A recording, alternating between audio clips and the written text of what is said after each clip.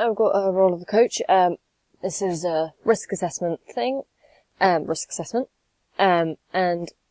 it's about the likelihood of certain risks and how they can be avoided, and this is something a coach will really, is very key for any coach, regardless of the level of the coach, what sport it is. A risk assessment is highly necessary, because it just prevents injuries, from the participants and the athletes, and it's also a way of protecting the coach as well, just in case something does happen. They can show that they have actually completed a risk assessment, and this can aid in any legal obligations that they may have with the participants.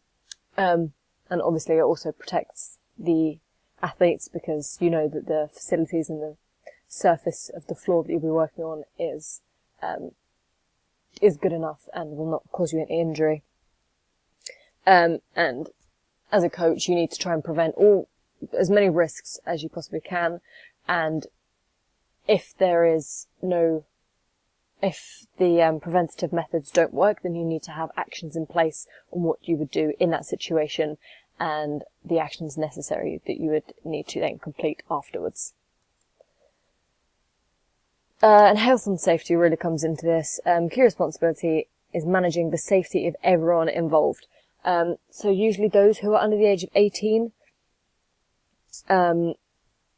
they really need to know what they're doing and have really good risk assessments laid down. And because they have a duty of care through legal obligations, health and safety is highly, highly important. So it's just things like working in a facility. If you're inside, making sure there's fire alarms, making sure, hydrated. If you're outside, making sure that they've got sun cream, health and safety, make sure the floor's okay. Just anything, small, tiny things that you know that you would need to put in place, to measure the risk, and acting almost as a parent or guardian in that situation, to ensure the safety of everyone involved. Assistant coaches will also need to participate in this, because it's just important for everyone. So first aid, all coaches must be trained in first aid, just in case. They don't need to be, but you should. It's a really good thing for them to have, because it makes the athletes that you're with, they will trust you more, just in case there is an unfortunate event where someone does injure themselves. You would know first aid, and you would know how to recover them from their injury. And it's just good to have when you know you've got a duty of care to those who are under the age of 18. Injury as well. We've got two main causes of injury here: extrinsic risks, so that's risks that are outside of the body, environment, equipment, footwear, other players, just ensuring that you know that you can put anything outside of yourself to prevent any injury. So just, ensuring the facilities and the flooring is fine, ensuring your footwear is suitable for the flooring that you're on, and making sure other players are just aware and around you know, how to prevent injury as well. Intrinsic risks are usually more to do with the actual person themselves. So, poor technique, poor fitness levels, overtraining, and inappropriate warm-ups. So if they have a poor technique, say in football, they try to tackle someone, poor technique, they fall over, they injure themselves or the other players, that's an intrinsic risk, because it's to do with them. It has not got any outside factors that are coming into it, and just making sure that your fitness is in line with the sport you're doing.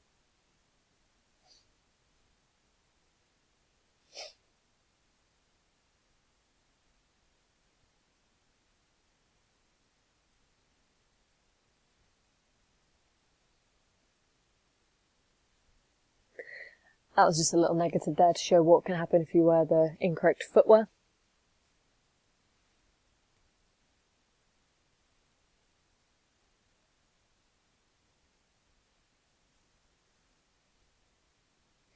That's just something that a coach should do when being sensible, to make sure to prevent any injury.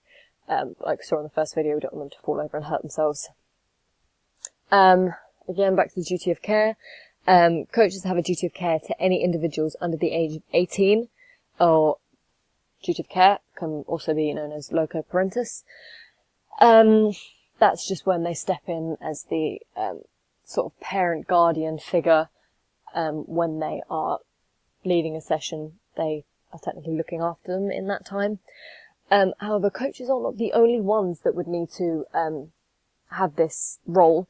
We've got the referee, the facility manager, other participants, facility owner, grounds curator, and the club. They all need to ensure that everyone under the age of 18 is sensible and away from any risks that may occur during the time that they are looking after them.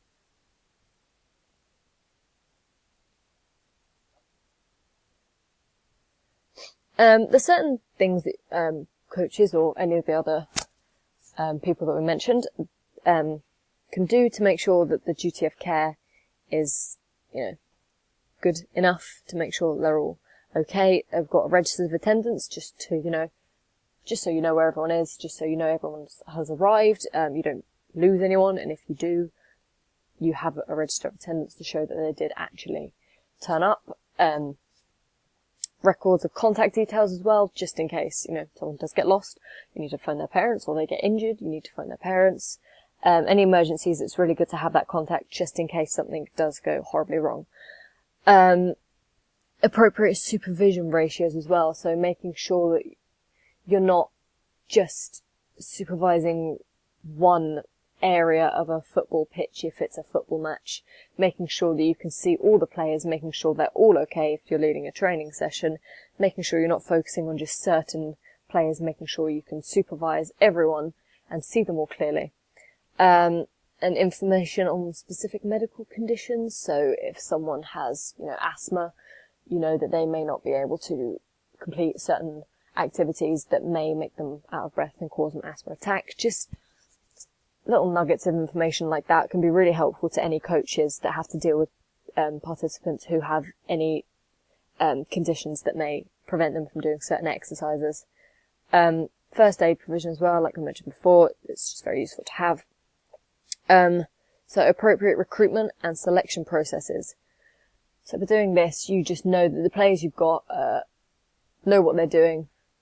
And that's pretty much it for that. Club policy as well. That leads into a lot of duty of care under the age of 18. So this really protects the coach as well as the participants, because for any legal things that may occur, this is just really useful for them.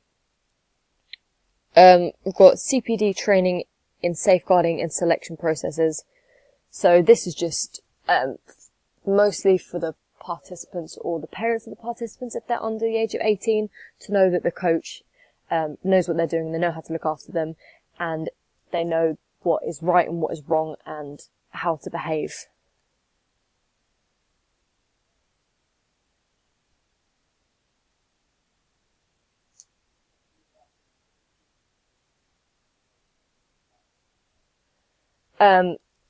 More to do with legal obligations. We've got abuse here.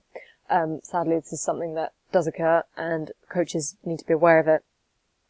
And because they have a duty of care, they have to protect children from any form of abuse.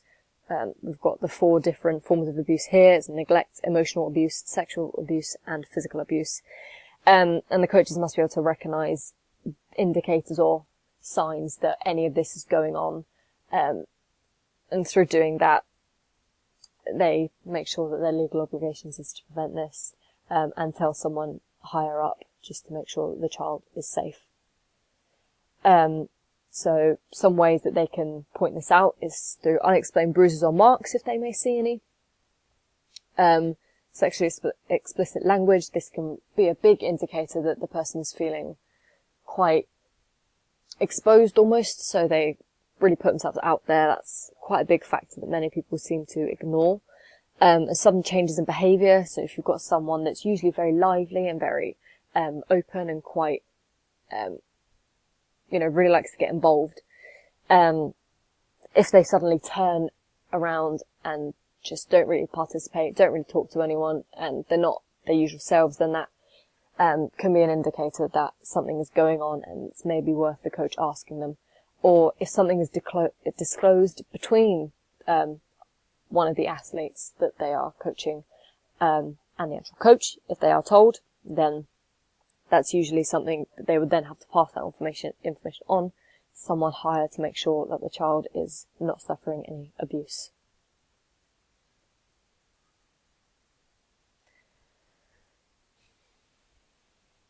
So that was a positive thing that a coach needs to do if something is going wrong.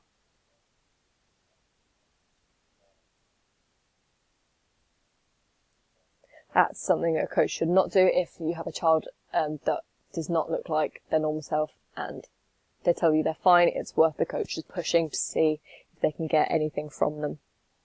And we're going to skills of a coach here. So just ways of communication, verbal or non-verbal. We've got the list of them here. Coaches need this. Coaches need to communicate with quite a lot of different people within the sport just to make sure that everything is organised. This can really help with that. However, with communication, some participants may not listen or understand, and they may take feedback the wrong way and be offended, which can never be good for a coach. That's why they need to know how to communicate in a positive way.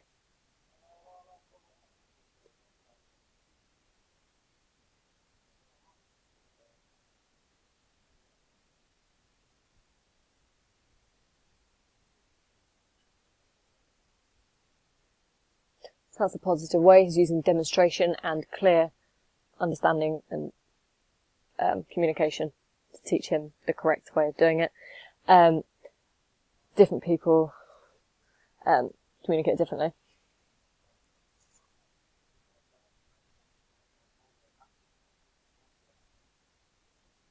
Organisation is also another key thing that any coach will need. They need to arrive early to set up, be punctual, make sure they've got all the equipment and facilities ready for the participants to go ahead and take part in the session. Advantages: it will obviously run more smoothly, players will enjoy it more. However, it can also be very bad if they don't know what they're doing, because the coach may, some of the participants may get a bit bored or confused, and that will lead to a lot of disruption.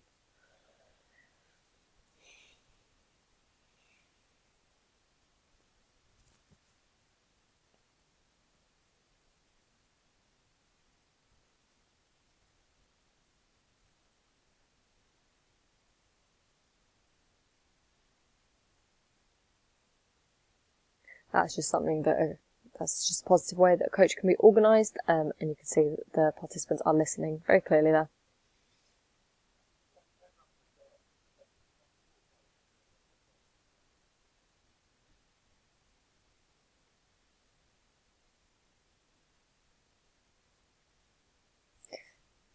That's the negatives of a coach not having the correct equipment. They also need to know how to problem solve as well, just in case something comes up. If someone doesn't understand or someone has not got any kit, they need things such as a backup kit, someone that may forget it, and that does happen.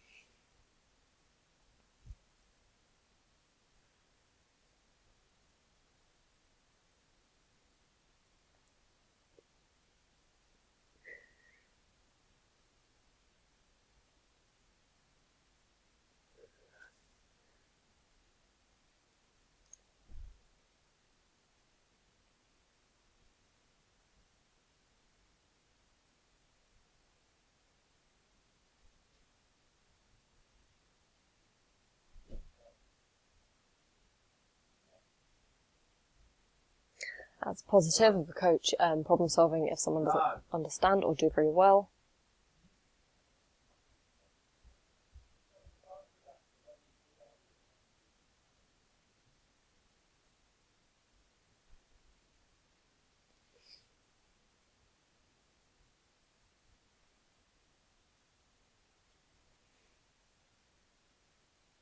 That's a negative of a coach, and that is everything.